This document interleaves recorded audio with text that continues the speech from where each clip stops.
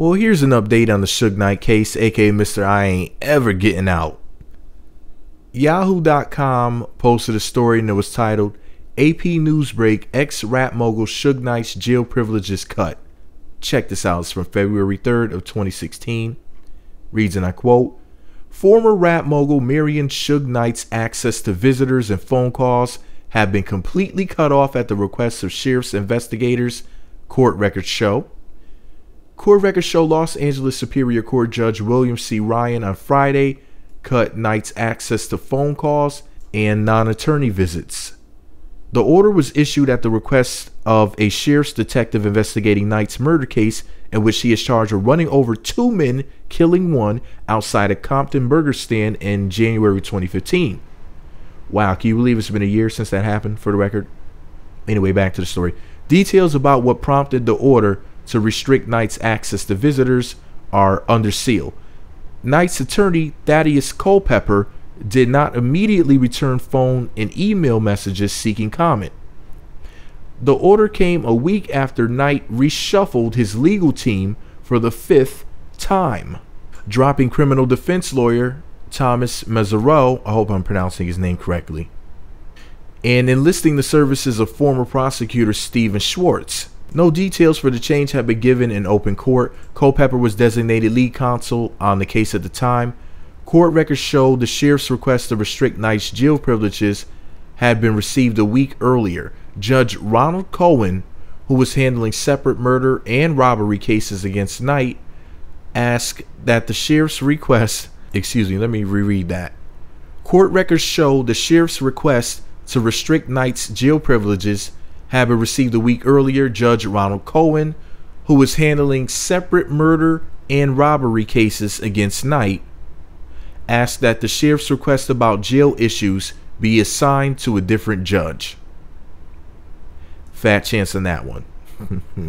Sheriff's officials had no comment on the change in Knight's jail accommodations.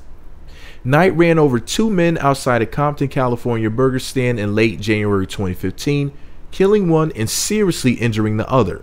He later turned himself into police, and his attorneys have contended that he was fleeing armed attackers when he ran over the men. Yeah, okay, Suge. He's being held on $10 million bail and has pleaded not guilty. Sheriff's officials first asked for Knight's access to all non-attorney visitors to be restricted in March of 2015, and Cohen approved the restrictions.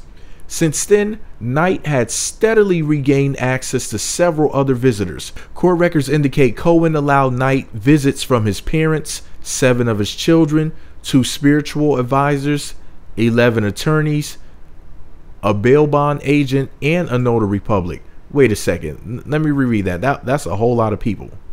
And I didn't know this dude had that many. 7 of his children. So how many does he have? Let me reread that. 7 of his children, 2 spiritual advisors, 11 attorneys, a bail bond agent, and any notary public. Wow. Under the new order, Knight loses all mail, phone, and visitation privileges from everyone except his attorneys, Culpepper and Schwartz, and they are only allowed to visit him outside regular visiting hours.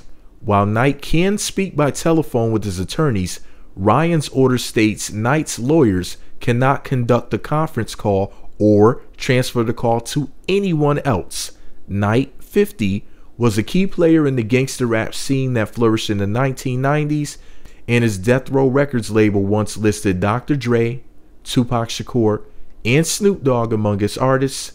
He lost control of the company after it was forced into bankruptcy. He faces potential life sentences if convicted, in either case because of prior convictions for armed robbery and assault with a gun. Knight is due back in court on February 22nd. Okay, so here's the deal. That's the story. Oh, man, I gotta say it. Suge Knight, in my opinion, is a prime example of the law of attraction gone wrong. He was in a power position where he could have helped so many people. He could have positioned himself to basically be a music legend. but now he's a music joke.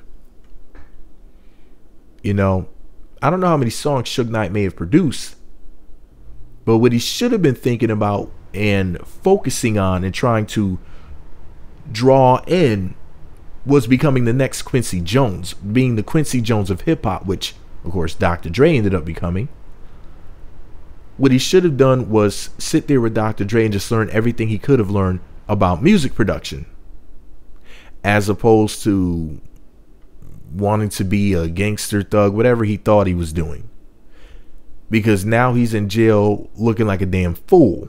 Back then, a lot of people were intimidated and scared by him. But nowadays, he's the butt of a lot of people's jokes. It's like, look at this fool Suge Knight.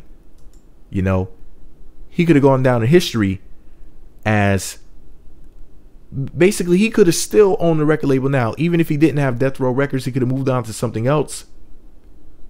He could have been an investor. He could have been scouting talent and things like that. But he focused on negative things, and those negative things came back and destroyed him in the end. A lot of people would have thought that they would have never seen this day.